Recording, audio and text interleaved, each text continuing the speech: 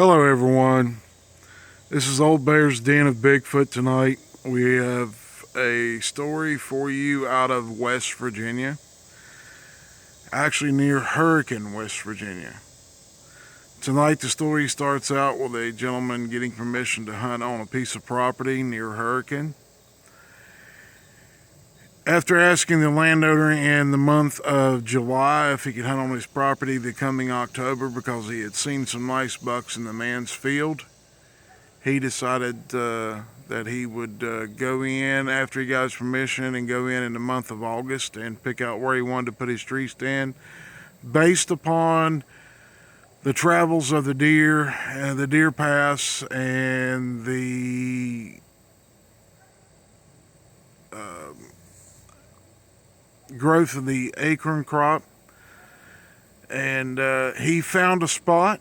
It was a big, huge oak tree that he found, and at this oak tree, it seemed like there was an oak grove that was in there and a beech grove. It was a mixed oak grove of red oaks and white oaks. So, and both species of trees seemed to have like quite a few nuts on them. And he had followed a trail into it, and then the trail split off in about 3 or 4 different directions, and he had seen some old rubs and old buck scrapes on the way in.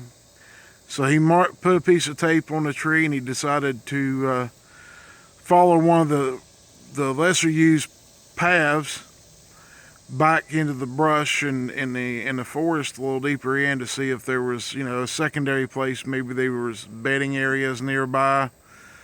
So as he was following this trail, he was walking along, and then he heard something walking through the old leaves and stuff that was on the ground, and he thought it sounded like a deer. So he stood there and kind of watched to see what kind of deer come out, and he was hoping to get to see a buck in velvet and have a judge on what kind of bucks are in the neighborhood. See if the big one that he had seen before was still around, and hoping to get to see him, or at least one of his young bucks that he had produced over the years. Anyway, he was standing there in the middle of the path wearing camouflage, and he said he saw something brown, a deer's hide collar. So he stood there and was looking, and then out steps this 7.5, 8 foot tall Bigfoot. Steps out right in the middle of the path, and when he saw it, he kind of gasped. And at the gasp, the Bigfoot turned towards him and looked at him.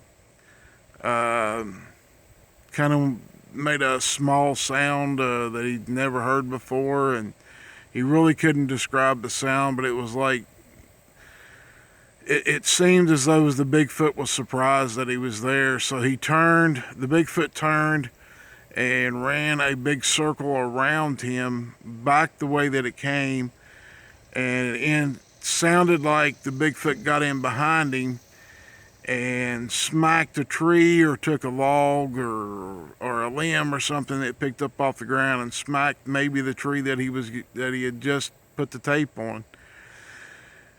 So he decided at this point it was probably best for him to get out of the area, and he started back down the trail because he could hear the Bigfoot run off to, after he turned back towards the tree, it was been his left. It ran off, deeper into the woods to the left, and he headed back out of there.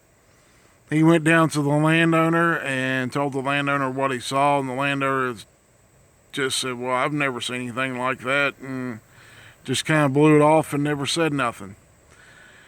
So the man decided to wait a couple months, and he was going to go in there to bow hunt. He went in the first day of bow season, which was in October of that year, and he decided to climb in that tree that he marked with the tape. And when he got to the tree, he saw the tape. The tape was torn from the tree, which he kind of expected, and he did the best he could. He climbed in a tree, got up in a tree, and he was in full camouflage, had his bow and everything, and he just for safety's sake, after seeing what was in there, he put a sidearm on, which is legal. So he sit in a tree for quite a few hours. He got in there right at daylight until about 10:30, 11 o'clock in the morning, and decided to climb down out of the tree. And when he climbed down, was climbing out of the tree, a loud wood knock came from his right, which was the way the Bigfoot had left him in August. So he grabbed his tree stand, unhooked it all, just threw it around his arm, grabbed his bow, and he took off out of there and went down to his truck that was parked down there at the landowner's house. Got there, and the landowner said, "Well, why are you leaving?" And the guys told him, said, "Yeah, I'm leaving. That thing's still up there. You got Bigfoot on your property, buddy. There's no way I would hunt here. Them things are dangerous. I don't want nothing to do with them." The landowner said, "No, I don't have no Bigfoot on my property. What are you talking about? You've lost your mind, son." And the guy said, "Well, you walk up there and find out." So he left, and the landowner never, just thought he was crazy or, been drunk the night before and hadn't got over his drunk or whatever. He didn't know what was wrong with the guy. Anyway, he kept seeing, the landowner. Finally, they ran into each other in the neighborhood at one of the local convenience stores, and the landowner, come over to him and told him, said, "Hey, I finally saw what you said was there, and you're right." He said, "You can come back and hunt anytime you want. I have no problems with you coming back and hunting." The guy told him flat out, said, "There's no way in this world that I will ever come up there and deer hunt on your property with Bigfoot around. I don't want nothing to do with them.